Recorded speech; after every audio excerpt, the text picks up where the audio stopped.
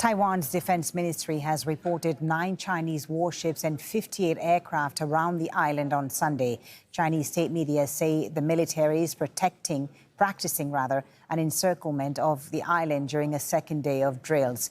The operation was announced in response to Taiwanese President Tsai Ing-wen's visit to the U.S. Victoria Gatenby has more. A Taiwanese Coast Guard vessel issues a warning to a Chinese warship taking part in drills in the Taiwan Strait. You are now seriously damaging regional peace, stability, and safety. Please turn around immediately and leave. On Saturday, the Defense Ministry reported that 70 Chinese jets crossed the median line of the Taiwan Strait, the unofficial barrier between the two sides. Beijing says the military is rehearsing an encirclement of the self-governing island, which it sees as a breakaway province. The 3-day exercise follows Taiwanese President Tsai Ing-wen's visit to the US. In the capital, Taipei, people go about their daily lives. Many say they fluctuate between fear and indifference. The president travelling to different countries has the effect of increasing international awareness of Taiwan. Of course, verbal and military intimidation from China can't be avoided, but I think because this intimidation has been going on for such a long time, it's impossible to ignore. China considers Taiwan part of its territory and has not ruled out using force to take it. But Taiwanese consider themselves independent and reject the one country, two systems policy. To constantly talk about unification is quite unnecessary, or rather, there is no absolute need for this.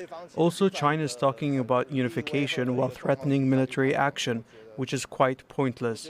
I think it's more important for us to live our lives as we are currently and have Taiwan achieve a bigger position on the international stage. The military drills have disrupted shipping and air traffic in a region crucial to global trade. More worrying, perhaps, Beijing is turning up the heat on another simmering conflict. Victoria Gatenby, Al Jazeera. Well, let's speak to Vincent Chow in Taipei about this. He's a former foreign policy aide to President Tsai Ing-wen and is now a Taipei city councillor. Thank you very much, Vincent, for joining us on Al Jazeera. So we have China simulating striking Taiwan on a second day of drills.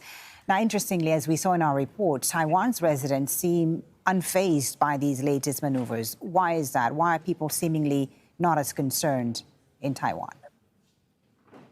Well, thank you for having me. And the truth of the matter is that the people of Taiwan have bravely faced this sort of threat from China consistently over the past 2 to 3 years now. We've seen consistent military action across the Taiwan Strait. We've seen, for example, the Chinese engage in naval and air force drills in Taiwan's vicinity. We've seen economic actions and sanctions against Taiwan. And this has unfortunately been part and parcel of the cross-strait relationship under Xi Jinping from China. But these exercises are simulating striking Taiwan. I mean, how do they compare to China's response last year when the U.S. House Speaker Nancy Pelosi visited Taiwan? I would argue that last year we saw a bit of an increased escalation from what the Chinese have done in the past.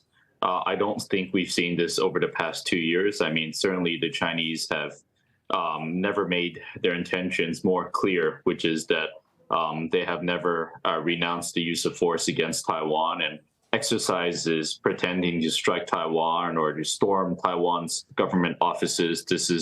We've seen this in the past as well. So I do think that the Chinese are being a bit more restrained this time around, but it's also for their own self-interest in a sense that we do have a presidential election coming up, and the Chinese would be mindful that any hard-headed approach on this issue could very well backfire in terms of their political interests here in Taiwan. I was going to ask you about the presidential election in 2024. What does the future hold for Taiwan? What impact is China's assertiveness, increasing assertiveness over Taiwan, going to have on the vote and independence ambitions? So I think for President Tsai, although she's term limited and will not participate in the 24 election, she's always been very clear-headed in terms of what Taiwan needs. Taiwan needs a robust defense, so she's committed to that. She's increased the defense budget by a third over her term. She's reintroduced conscription. She's re-envisioned our military strategy to a more asymmetric style. And so that's part of it. But the second part of it is precisely what she was doing across the United States in recent days, which is just broaden Taiwan's international space. China, for a very long time, has seen conflict as part of this internal conflict between the Chinese Communist Party and previously the Kuomintang of Taiwan. And so certainly I think it is in Taiwan's interest and President Tsai's interest to internationalize this issue and hopefully to have other democracies step in and have a stake in enforcing peace and stability here. You talk about internationalizing the issue, but at the same time, we've seen Taiwan lose a number of diplomatic allies, 9, in fact, since Tsai Ing-wen became president. So wouldn't you see it perhaps also that Taiwan is increasingly becoming isolated on the international stage? I would argue the opposite. I mean, we have had a number of diplomatic allies in the past that are smaller countries around the world in the Pacific, Caribbean, that have continuously advocated for Taiwan internationally. I think that's important. But, you know, what's very important and what's more essential for Taiwan's security are relations with the United States, with Europe, with Japan, with Australia, and other potential democratic partners around the world. And so these are the issues that are going to keep peace and stability here, you know, not the number of diplomatic allies Taiwan has. Vincent Chow, thank you very much for talking to us. Thank you. Don't forget to like, share, and subscribe.